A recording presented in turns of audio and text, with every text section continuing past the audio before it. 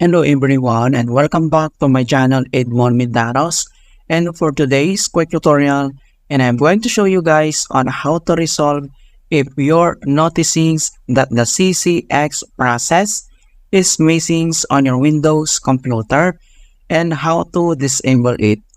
So basically, CCX process is a background service of the Adobe Creative Cloud that launches at startup. Its primary functions is to create a single workspace for numerous projects you create using different Adobe programs, and responsible for providing a range of features such as templates, filters, and tutorials. CCX process is a safe process and it is not a virus or malware.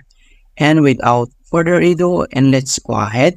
So all you have to do is to open up on a search menu, and then dito sa search for apps, so kailangan mo lang i-type dito yung registry editor. So kailangan mo lang mag-right click and then select mo lang dito yung run as administrator. If you receive user account control, and then click mo lang dito yung yes. So before you proceed in the registry, I will suggest you to create a backup file. So if anything go wrong, you could easily restore it back. In order to create a backup, it's very simple.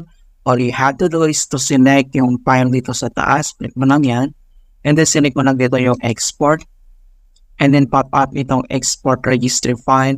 So select mo lang dito kung saan mo sisave yung file, and then I will suggest and recommend to create file name must be with a date. Okay, so kailangan ilagay mo yung file name and lagyan mo siya ng date, and then click mo lang dito yung save. Alright, so if you needed to import it back, so same procedure. So all you have to do is to select yung file dito sa taas, and then select mo lang dito yung import, and then pop up tong import registry file. So kailangan mo lang i-locate kung saan mo sinave yung file, and then click mo lang dito yung open. Alright, so start na tayo. So ang next step, dito lang sa HK local machine, so kailangan mo lang mag-double click, and then next step ay kailangan mo ulit select dito yung software, so double click ulit. And then dito sa software, ang next step ay i-locate lang natin dito yung policy. So dito sa policy, kailangan mo ulit mag-double click. So dito sa Adobe ay kailangan mo lang select yan, and then kailangan mo lang mag-right click, and then select mo lang dito yung new, and then select lang dito yung key. Okay, so click mo lang siya. Alright, so dito sa new key ay kailangan lang natin yan i-rename. So lagyan natin CCX new. So kailangan lang natin yan i-rename ng CCX new, and then press mo lang yung enter. Alright, so makikita mo na dito tong CCX new folder ay nakaselect na siya, and then dito lang sa blank space ay kailangan mo lang mag-right click, select new, okay, and then select the word 32-bit value, and then dito sa new value ay kailangan natin yan i-rename. So rename natin disabled, and then press mo lang yung enter. So one na press mo na yung enter, and then kailangan mo lang mag-double click, and then pop up itong edit the word 32-bit value.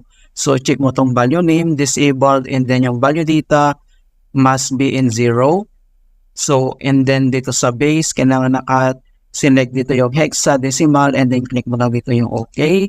And then next step ay close lang tayo and back. So close tong registry, and then dito na sa start menu, and then kailangan lang natin mag-restart. Okay? Ayan. So ganun na po ka-simply on how to disable CCX process.exe.